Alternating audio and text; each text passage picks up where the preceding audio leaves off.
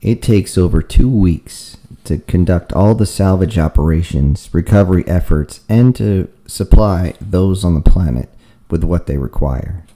Many people throughout the capital world are now homeless and require a lot of logistic support for housing, food, medical supplies, and so on. Thankfully, everyone within the entire Allied fleet has taken up Sin's leadership and has followed his guidance by bringing many temporary facilities online so that the planet can stabilize itself.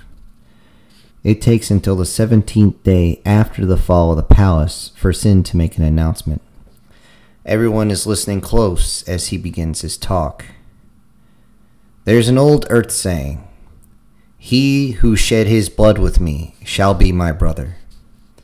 We have all shed our blood together, buried our friends.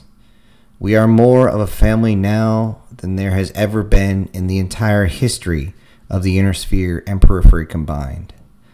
But now is the time. It is time for us from Earth to go home. We've had our revenge. There is a sudden gasp from everyone in attendance as they begin to take in the consequences of his words. People are still listening closely as Teresa and Katana are running towards him. Teresa says, "Are you serious? You're going to just leave after all your people have gone through?" Katana responds, "She is right. You cannot just leave and destabilize everything." Sin says, "If things destabilize, it's of your doing. We will not be part of the equation." Sin steps closer as he sees the other leaders coming towards him. He continues to speak, but louder so they can all hear him. "You have all felt the power of working together. It took a common enemy, but it can be done. If my people and I are not here, then we are not responsible for what happens in our absence. You all must choose whether or not to work together or to simply separate.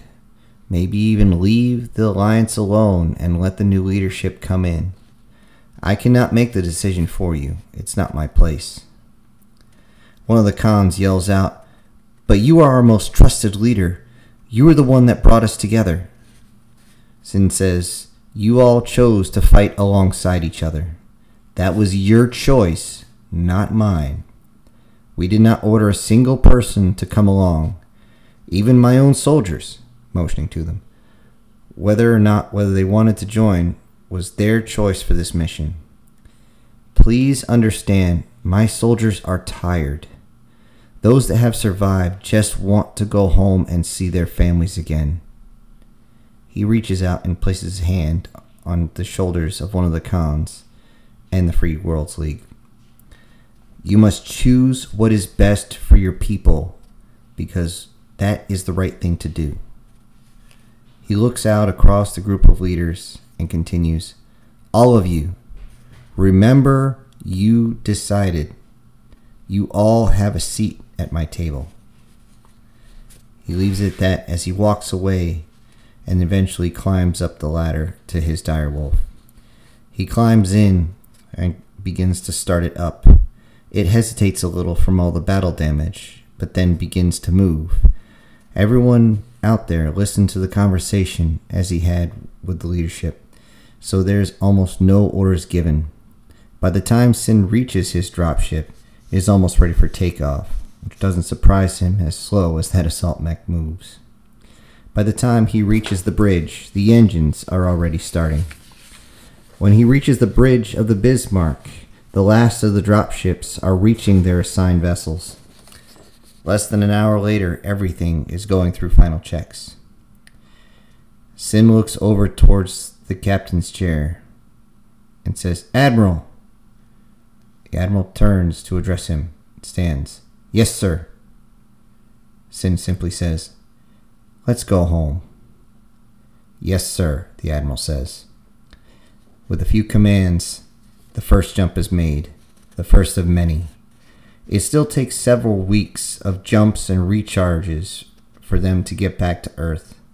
On the way back, they declare the planets taken as free worlds and remove any Earthborn humans and equipment from them, with one exception.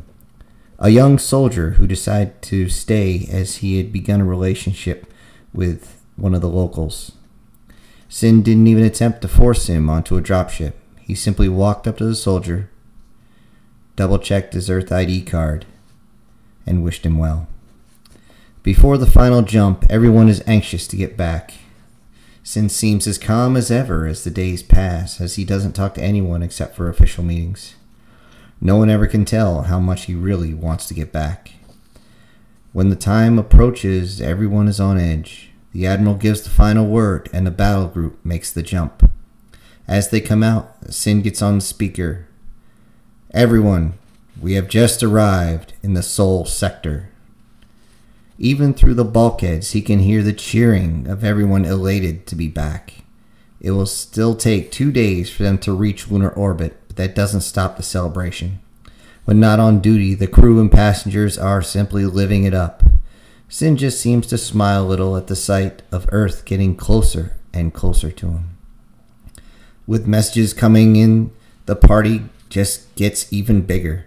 Once the battle group reaches stationary orbit, people are immediately shuttled to the surface. Ground crews are actually having trouble keeping people in the lines as they try to rush to the dropships as they begin to come down. Sin himself is on the very last group to come down. When asked why he wasn't on the very first dropship, he responded, "I know my soldiers and will always place their needs above my own."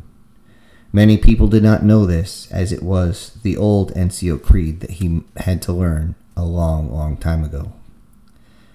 That was all anyone ever heard from him. Still, there was a very large group waiting for him. Civilians, soldiers, reporters, and 2 young children that had to be physically restrained as the ship engines begin to power down. Sin walks out to cheers as they begin, almost deafening to him. The 2 children are able to break free and run to him, screaming for their father. Sin kneels down as they crash into him, and he holds them as tight as he can, almost enough where he's feeling a bit crushed. Then he hears a voice he didn't think he'd hear again. "So you gave up the spoils of war." Sin's eyes widen as he begins to think.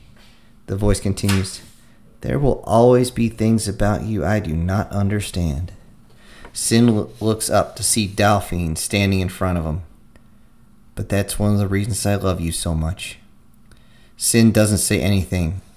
He, Delphine, and the children embrace each other. For the first time in decades, that a tear begins to slide down his cheek.